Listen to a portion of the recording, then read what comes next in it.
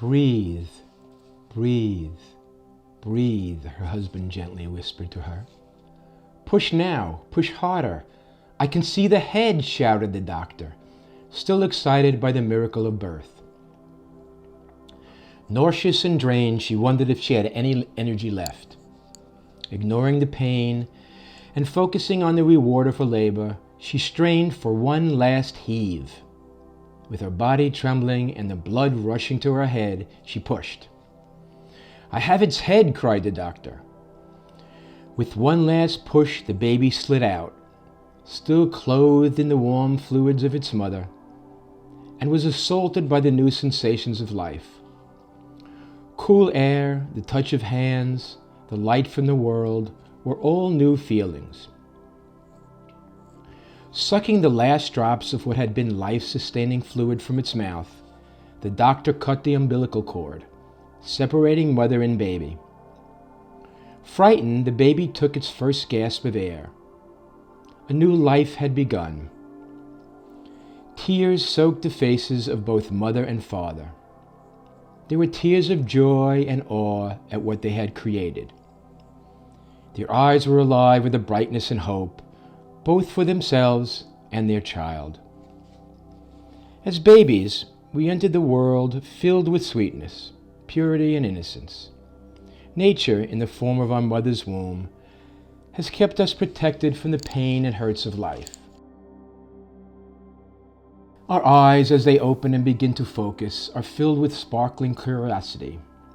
Our skin, so soft and tender, even smells delicious.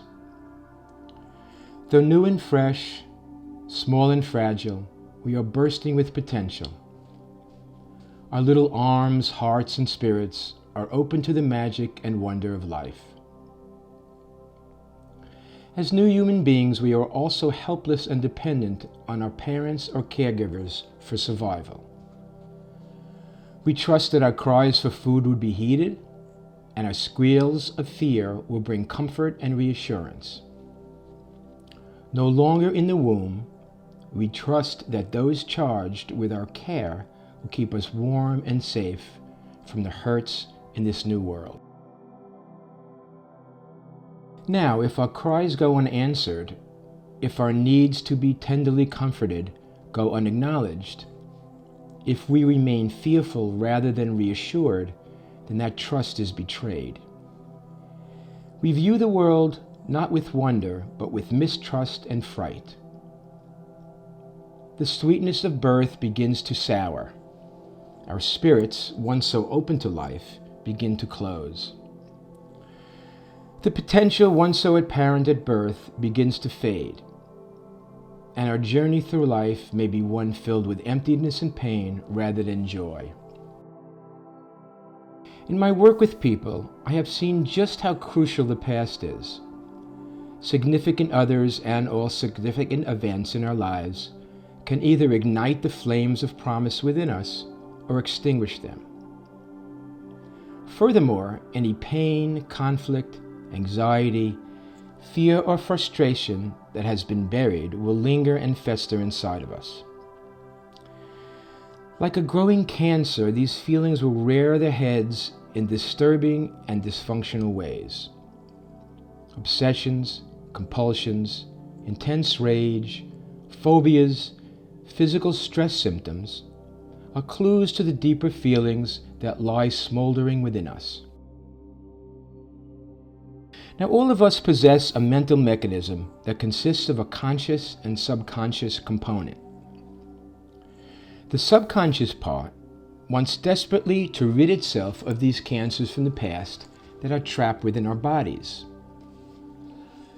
So repugnant are these feelings that they are often referred to when I work with people as ooze, pus, slime, tar, gunk, or puke. Our subconscious literally wants to vomit this stuff out. However, the conscious part of us wants desperately not to feel any pain and tries to deny these feelings at all costs.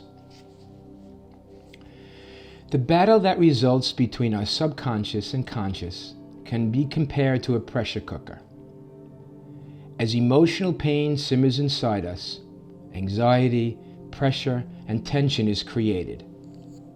And like a pressure cooker, a bit of emotional steam is released in the form of dysfunctional behavior. On the surface, behaviors like obsessions, phobias, or addictions might not make any sense. However, they do have a purpose.